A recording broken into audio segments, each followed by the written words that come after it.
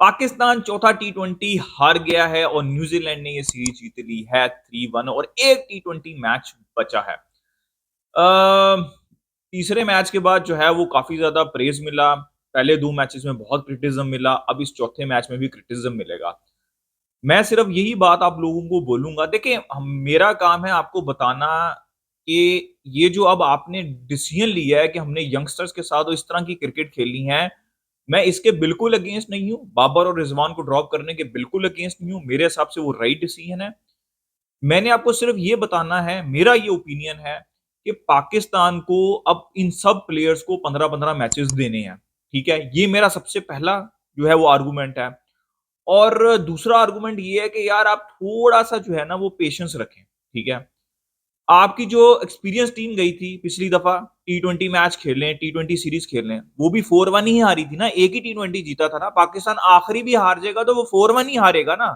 ठीक है, तो ये जो क्रिटिसिज्म आ रहा है ना, वो ये लोग सोचें और अपने दिमाग में पाकिस्तान क्रिकेट फैंस को मैं ये समझाना चाह रहा हूं कि आपने वो एक्सपीरियंस प्लेयर्स के साथ भी जो 50 ओवर वर्ल्ड कप के बाद सीरीज हुई थी जिसमें शाहीन अफरीदी कैप्टन थे, 4-1 ही हारी थी आपने।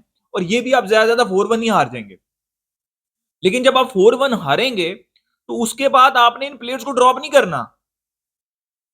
इन प्लेयर्स को आपने ड्रॉप नहीं करना, इन प्लेयर्स को आपने अगली 2-3 सीरीज देनी है। ठीक है, और उसके बाद आपने डिसाइड करना है कि आपको क्या करना है। ये मेरा जो आर्गुमेंट है वो ये है।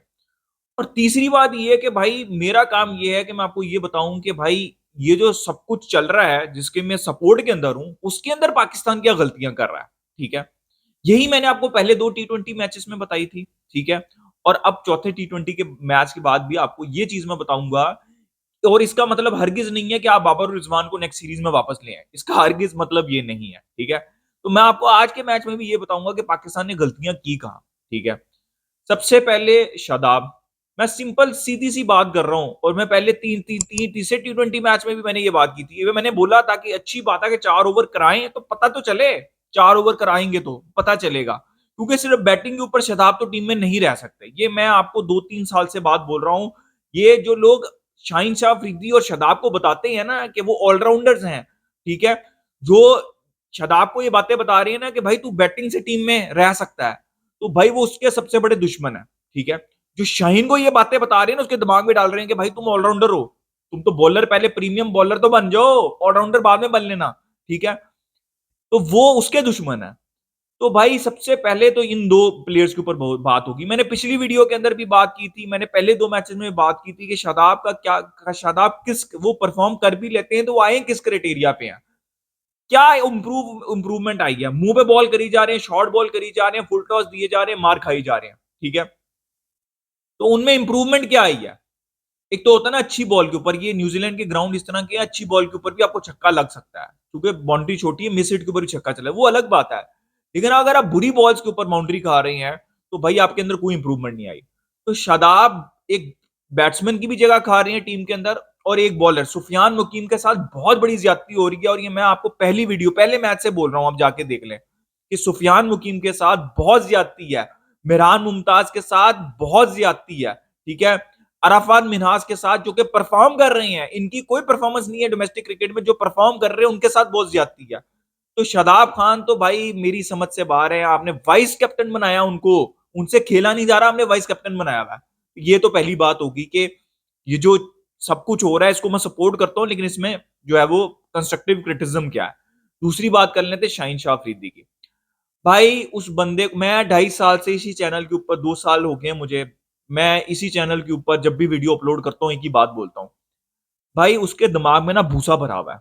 एक तो भाई उसको भेजो, क्या नाम है, उसका एटीट्यूड ही ठीक नहीं है 2-2.5 साल से, जब से उसे कैप्टनसी ली गई है। उसको भेजो, डोमेस्टिक क्रिकेट में साल 2 साल खेले, फिर उससे पहले वापस ना आए, चाहे जितना मर्जी परफॉर्म कर ले। उसको पता चले कि भाई फुल बॉल, मुंह के ऊपर बॉल, एक ही वो तुक्के लग जाते हैं बीच में जो रोहित शर्मा और भी लग जाते हैं। अगर आप 2 साल से पहले जाए ना तो शाहीन शाह अफरीदी लेंथ बॉल पे, अंदर आती हुई बॉल पे आउट करते थे। अब पहले 2 ओवर वो मुंह पे बॉल फेंकते हैं। अबे भाई ये इंटरनेशनल प्लेयर हैं, इनको अगर आप बता रहे हो ना कि मैंने सारी बॉलें मुंह पे ही फेंकनी है, वो एक तुक्का शायद लग जाए कि बहुत ही बॉल जो है वो इन स्विंग हो जाए, वरना वो रेडी हैं आपकी बॉल के लिए और वो आपको मारेंगे मारेंगे। हाफ वॉलीज दिए जा रहा है, मार खाई जा रहा है। भाई कोई बंदा समझाए, कोई बंदा कोई और अच्छे वर्ल्ड क्लास जो बॉलर्स गुजरे हैं, वसीम अकरम, वकार यूनुस, आप शोएब अख्तर को पकड़ लो, आसिफ को पकड़ लो, स्टेन को पकड़ लो, बुमराह को पकड़ लो, जहीर खान को पकड़ लो, मैगराथ को पकड़ लो, कोई बंदा उसको कोई अकल दे कि भाई जब तक तू चाहे T20 क्रिकेट हो, टेस्ट क्रिकेट हो, चाहे वनडे क्रिकेट हो, 6 बॉलें एक जगह पे नहीं फेंकेगा, विकेट नहीं मिलेगी, बड़ा बॉलर नहीं बनेगा। जो इन स्विंगिंग इन डिपर होता है फुल, वो एक सरप्राइज होता है, जैसे बाउंसर एक सरप्राइज होता है। मैं हैरान हूं, अजहर महमूद और आकिब जवेद जो है वो टीम में, इससे पहले भी जो कोचेस थे, कोई इस बंदे को अकल देने के लिए तैयार नहीं और खुद भी अकल लेने के लिए तैयार नहीं है। तो भाई शाहिन शाह अफरीदी को भेजें आप, ठीक है, डोमेस्टिक क्रिकेट में, और शादाब को भी भेजें। ये तो दो जो मेन कल्प्रेट्स हैं। आप अगर बाबर रिजवान को ड्रॉप कर रहे हैं, तो ये पिच थी 220 रन खाने वाली, इतना सीम हो रहा है, ठीक है। ये पिच 100 वाली भी नहीं थी, पाकिस्तान बैटिंग का भी फेलियर है, लेकिन ये पिच थी जितना सीम और स्विंग हो रहा था बॉल के, ये 220 रन पड़े, तो आपका बैट बॉलिंग का फेलियर है। लोग हारिस राव को टेपिया टेपिया कहते रहते हैं, भाई उसकी बहुत परफॉर्मेंस है एटलीस्ट T20 क्रिकेट में, वो कंडीशंस में जाके कम से कम परफॉर्म तो करता है। ये जो प्रीमियम फास्ट बॉलर है, इनसे तो कंडीशंस में परफॉर्म नहीं हो रहा। चले पाकिस्तान इंडिया के अंदर फ्लैट विकेट्स होती है, वहां पे जो है वो मार पड़ती है फास्ट बॉलर, सभी मार, सबको भी मार पड़ती है, सबको नहीं खैर पड़ती, जो अच्छी लेंथ पे बॉल करते हैं वो वहां पे भी मार नहीं खाते, जैसे शमी है, बुमराह है, हेजलवुड है, ठीक है। अभी कल आईपीएल का मैच हुआ है, हेजलवुड जो है वो पाटा विकेट थी, उसके ऊपर भी वो इतनी अच्छी बॉलिंग करके गए हैं, 4 ओवर में आई थिंक 20-25 रन खाए हैं उन्होंने। तो इनसे कंडीशन में बॉलिंग नहीं हो रही। हारिस राव कम से कम कंडीशंस में न्यूजीलैंड और साउथ अफ्रीका, ऑस्ट्रेलिया में अच्छी बॉलिंग तो कर लेते हैं। तो भाई हारिस रऊफ के अलावा अब्बास अफरीदी, जैसे मैंने आपको कहा, अब्बास देखिए मार पड़ी है, लेकिन वो उसकी बनता है, ठीक है, उसको आप जितने मैचेस आपने शाहिन शाह अफरीदी को उसको भी दें। अब आप अब्बास अफरीदी, हारिस रऊफ, ये हो गया आपके 2 बॉलर। अली ने कन्विंस नहीं किया आपको, शाहिन शाह अफरीदी को आप डोमेस्टिक क्रिकेट में भेजें और आप किसी और को लेके आए, आप आकिफ जवेद को लेके आए, या जिसको भी आपको लेके आना है, आकिफ जवेद जो है उनको लेके आए, आप बॉलर्स लेके आए, ठीक है। ये शाहिन शाह अफरीदी के बस की बात नहीं है, डोमेस्टिक क्रिकेट में भेजें आप उनको। देखें अबरार को मार पड़ रही है, मुश्किल है इन ग्राउंड पे बॉलिंग करना, लेकिन कम से कम विकेट तो लेता है ना। थोड़ा बहुत स्टॉप पिछले मैच में मार पड़ी उसको, बहुत पड़ी है, लेकिन शदाब का तो किसी पॉइंट पे लगता ही नहीं है कि वो विकेट लेंगे। तो आपको स्टिक करना है। जो अबरार हैं उन्होंने इतना शो किया है कि आप थोड़ा बहुत उनको और टाइम दे सकते हैं, बल्कि आपको देना चाहिए। और सुफियान मुकीम को खुदा का वास्ता लेके आए यार, बिरान मुमताज और अरफान मिनाज को लेके आए आगे। सब कॉन्टिनेंट के अंदर आपका वर्ल्ड कप है, वहां पे आप शदाब को खिलाएंगे, मार मार के उसकी बुरी हालत कर देंगे वो। अब आ जाते हैं आपकी बैटिंग के ऊपर। देखिए मैंने आपको एक बात बोली थी, Hasan Nawaz under cook player है। जब इंडिया की टीम के अंदर जितने भी प्लेयर्स हैं, minimum minimum 100 first class matches हैं। मैंने आपको ये बात बोली थी, मैंने आपको ये बात भी पिछली वीडियो में बोली थी कि अगर आप शुरू का 50 उनका देखें, तो वो इसी तरह था कि वो मुंह किसी तरफ है, बैट किसी तरफ है, और वो घुमा रहे थे, अंडर कुक्ड है। पाकिस्तान टीम में होता ही है, बाकी टीम्स में देखें 100 इंटरनेशनल मैचेस, चाहे वो 20 साल का लड़का है वो खेल के आता है।